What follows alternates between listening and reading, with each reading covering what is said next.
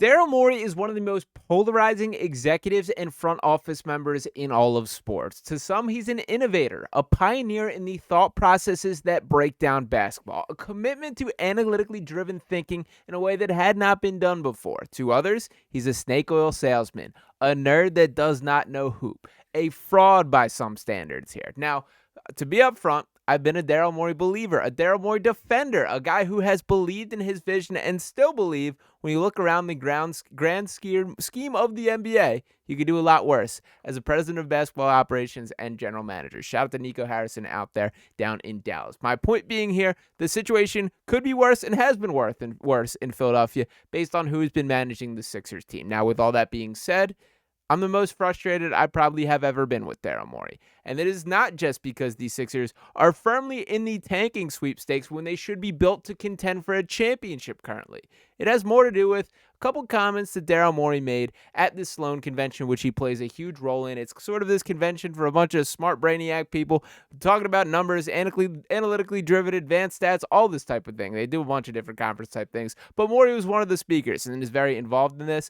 And what I think his quotes really revealed to me was what we kind of already knew, that there is a disconnect in the way that he views sports, that there is something. This is a guy that does not see things the way you or I do, and I do think that is a hurdle that may be impossible to clear when actually building out a championship roster. Now, to dive into exactly what he said, I want to do this in two stages. For starters, I'm going to break down the whole quote, reading it myself, and then want to show you the video of him speaking, because that is how the information came across me, that I did read the quote myself first, and then I did watch him, and I did have a little bit different feelings with each, so do want to go through the same routine here. So to start out with exactly what he said, with Pablo Torre hosting this here, Morey said, quote, the Philly fans surprised me in this manner. So I guess it's 2 seasons ago now. We were up 3-2 on the Celtics. Objectively, in Vegas, we were the highest odds to win a championship that year because they felt that team out of the East would win. I guess it wasn't like above 50. I've scraped 50 when we were up on the Warriors in 18, and we were up 3-2, obviously, you know. We then lost a close game at home, which was very frustrating. Then we had a very bad loss in Game 7. And you know, it's a little bit similar to the LeBron-Michael Jordan argument. Objectively, people should feel better about that. Then the next season, we had a very entertaining Knicks series, like almost famously entertaining. I think it was voted best series that year, and for me, it was just stressful. But for everyone else, I'm glad you enjoyed it. It's very stressful, and we lost in 6 games, you know, to the Knicks team that was not as good as the Celtics team we lost the year before. And I was very down after that loss. And I was like, man, people are going to be so angry. And they were angry. Obviously, everyone wants us to win, but they were less angry, yes, than the year before. And anger is all that drives Sixers fans. The aggregators are going to have a field day with this. But they were less angry, was my perception. I don't know for sure. It's not like you're surveying everyone, how angry are you? And that really threw me because I'm just trying to win a title. And so the year before, for our way to measure it, it was objectively better, even though it's still a 0 on the Boolean scale I'm judged on. So it should be all the same, and that surprised me. Now, this Boolean scale that he references more or less sorts it into success or failure. There's 2 categories. There's no middle ground, and what Daryl is using this is whether or not the Sixers win a championship or not. Obviously, the answer to that in both situations is no. But context is incredibly important, and that is the entire point that flies right over Daryl's head here. Now, as I said before, I do want to pull up the quote himself or the video himself. I've been watching it so you can kind of hear it in his tone and get a feel for it. And then I want to dive into my full thoughts here. You know, we then lost a close game at home, which was very frustrating. And then we had a very bad loss in Game 7. And, you know, it's a little bit similar to the LeBron-Michael Jordan argument. Objectively, people should feel better about that. Then the next season, we had a very entertaining Knicks series, like almost famously entertaining. I think it was voted best series that year. And for me, it was just stressful, but for everyone else, I'm glad you enjoyed it. It was very stressful. And we lost in 6 games, you know, to a Knicks team that was not as good as the Celtics team we lost to the year before. And I was very down after the loss. And I was like, man, people are going to be so angry. And they were angry. Obviously, everyone wants us to win. But they were less angry than the year before. And anger is all that drives Sixers fans, as far as I can tell. They were less angry. Anger.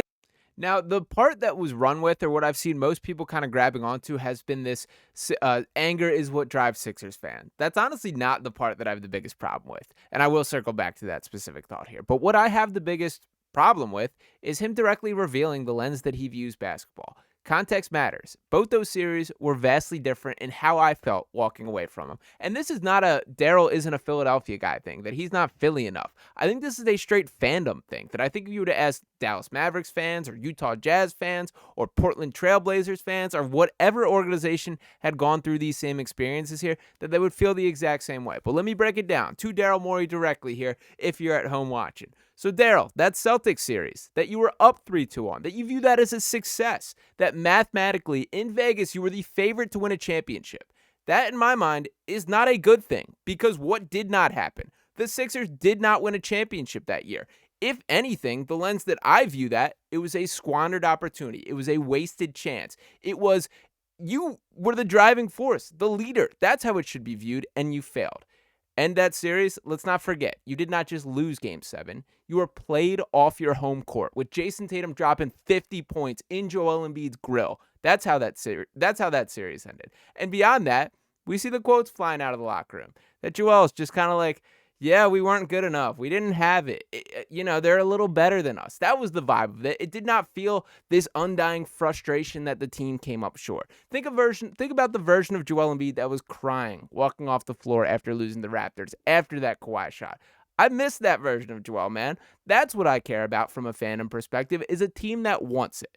That is why that felt so empty. There are Sixers fans who that day said, yep, it is never happening around Joel Embiid. This is a wasted era because this guy does not have it. Now, I was not one of them. I do not join it in that campaign, but I get it. I understand how you got there. I see the substance, the evidence that you have to support your argument after that game, because it did feel like a heartless performance from the Sixers as a whole and from Joel Embiid directly. That is why the Sixers fans were angry. Now, flash forward to last year, that Knicks series. What happened? Obviously, in the grounds of Daryl Morey, on his Boolean scale, it's still a failure. In the greater scale, or how they view things, obviously it was a round earlier than that Celtics series. But you know what the Sixers did in that series? They fought. They tried. They competed. That Joel Embiid on one leg scored 50 points in a playoff game. That for the first time really in his entire career, felt like for stretches that he was the best player in a playoff series. And that has to happen for this team to have any sort of success, if he's even capable of getting that physical level again. So while the Knicks were not as good as the Celtics, how I felt about the Sixers is they gave their best punch and they came up short. And I can live with that every single year if that's how things go down. But that is not how Daryl Morey views sports. Now, a couple other notes that did jump out to me on this. I did want to pull up from Crossing Broad. Shout out to Kevin Kincaid, who I think did an excellent job putting this up. And he writes it out. You do have to have a good laugh at the Boolean scale quote, which was good. The Boolean scale is a computer programming concept where only data values are true or false. Translated into Philly sports language, you either win a title or you don't. Daryl is rhetorically asking if the value is false in both playoff exits, then why isn't the fan reaction consistent?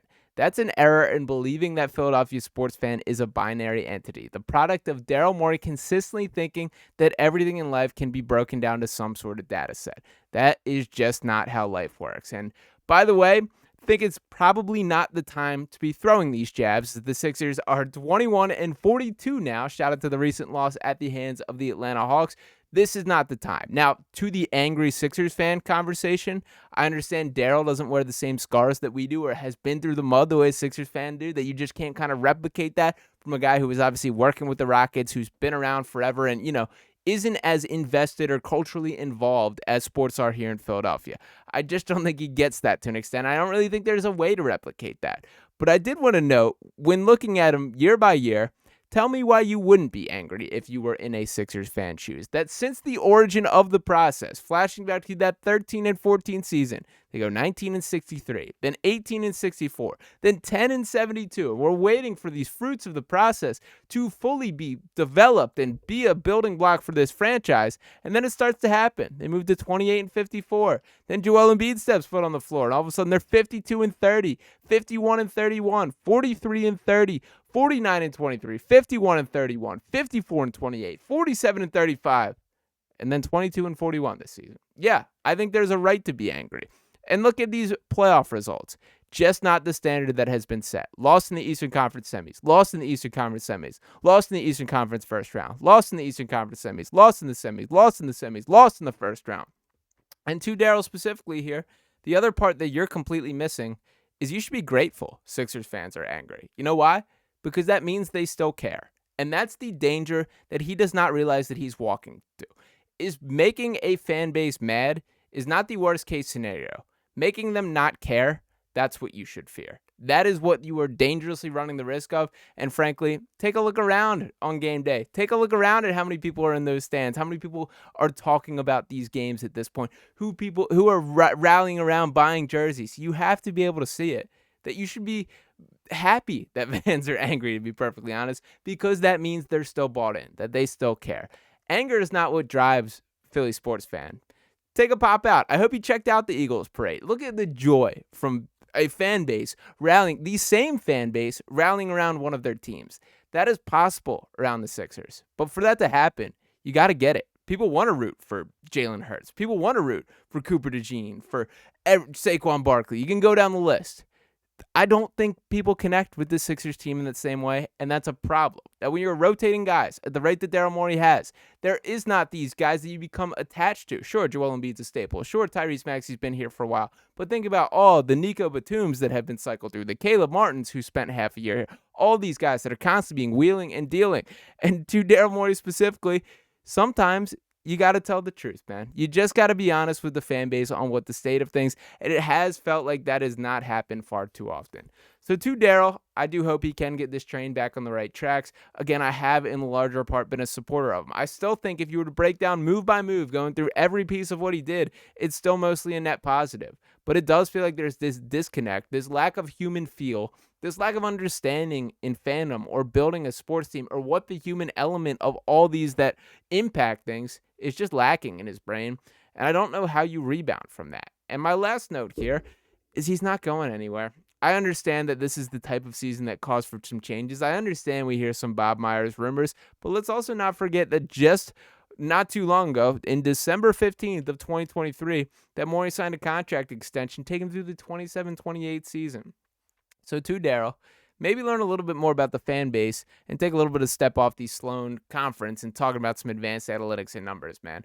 I think it would do him a little bit better to maybe go watch a game in a sports bar or around just regular Sixers fans rather than talking to some MIT grad who can tell you what the square root of 64 is offhand. It is 8, by the way. Shout out to me. But anyway, to Daryl specifically, I just need a little bit more buy-in, a little more connection with the fan base that just is not there. And if this is really how he thinks, I do think that is going to be a significant issue for the future. But regardless, we're going to keep power on right here on Sixers Digest. But do want to hear from you guys in the comments. Do you feel as fired up as I am after that? Again, I've been a Daryl believer, been a Daryl backer, but this one was one that really kind of hit me. And I can think more so than anything, just confirm what we already knew, that this is a guy that might not ever get it. And that just kind of is what it is. But appreciate each and every one of you guys for tuning in this video here. Make sure you smash that subscribe button if you have not already. Drop a like on this video. I'll be back talking to you next time right here on Sixers Digest. Peace.